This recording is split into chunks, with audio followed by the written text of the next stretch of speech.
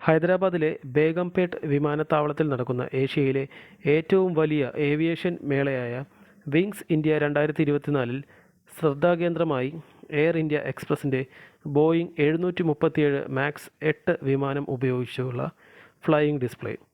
Commercial വിമാനം ഉപയോഗിച്ചു ചെയ്യുന്ന മേളയിലെ ഏക ഫ്ലൈയിങ് ഡിസ്പ്ലേ ആയിരുന്നു ഇത്. കാഴ്ചക്കാർക്ക് മുന്നിലുള്ള പ്രദർശന പറക്കലാണ് ഫ്ലൈയിങ് ഡിസ്പ്ലേ എന്ന പേരിൽ അറിയപ്പെടുന്നത്. എയർ ഇന്ത്യ എക്സ്പ്രസിൻ്റെ 9ാമത് ബോയിങ് 737 മാക്സ് 8 വിമാനമാണ് മേളയിലുണ്ടായിരുന്നത്.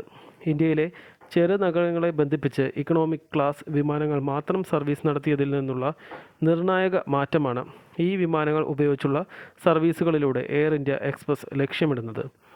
ബിസിനസ് ക്ലാസ്സിന് തുല്യമായ വിസ്ത VIP എന്ന വിഭാഗം കൂടി ബോയിങ് 737 8 വിമാനങ്ങളിലുണ്ട്. അടുത്ത 2 വർഷത്തിനകം ആധുനികവും മികച്ച ഇന്ധനക്ഷമതയുമുള്ള 41 ബോയിങ് വിമാനങ്ങൾ കൂടി എയർ ഇന്ത്യ എക്സ്പ്രസ് നിരയിലെത്തും.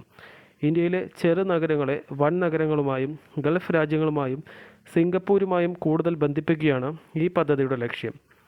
20% ഇന്ധനക്ഷമത കൂടിയതും അത്ര തന്നെ കാർബൺ ബഹിർഗമനം കുറയ്ക്കുന്നതുമാകും 176 സീറ്റുള്ള ഈ നിരയിലെ വിമാനങ്ങളെന്ന് Boeing India south east regional marketing director Arnold Brun പറഞ്ഞു.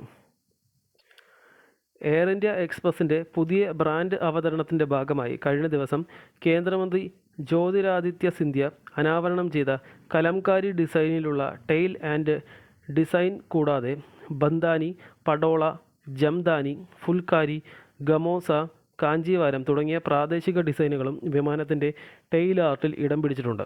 എയർ ഇന്ത്യയുടെ A350 എയർബസിൻ്റെ കൂറ്റൻ വിമാനം കാണാനും പ്രദർശനവേദിയിൽ തിരക്കേറിയിരുന്നു.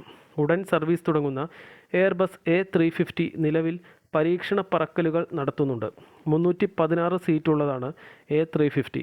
ലോകത്തിലെ ഏറ്റവും നീളമേറിയ വിമാനമെന്ന അവകാശത്തോടെ മേളയിൽ പ്രദർശിപ്പിച്ച ബോയിങ് 777-9 വിമാനം കാണാനും ധാരാളം പേർ എത്തുന്നുണ്ട്. 2025-ൽ സർവീസ് തുടങ്ങുന്ന ഈ വിമാനം US-ൽ നിന്നാണ് വന്നത്. ഈ ശ്രേണിയിലെ 4 വിമാനങ്ങൾ ലോകത്തിൻ്റെ പല ഭാഗങ്ങളിലായി പരീക്ഷണ പറക്കൽ നടത്തുന്നുണ്ടെന്നും ഒട്ടേറെ ഓർഡറുകളുണ്ടെന്നും Boeing communications regional director Kevin പറഞ്ഞു.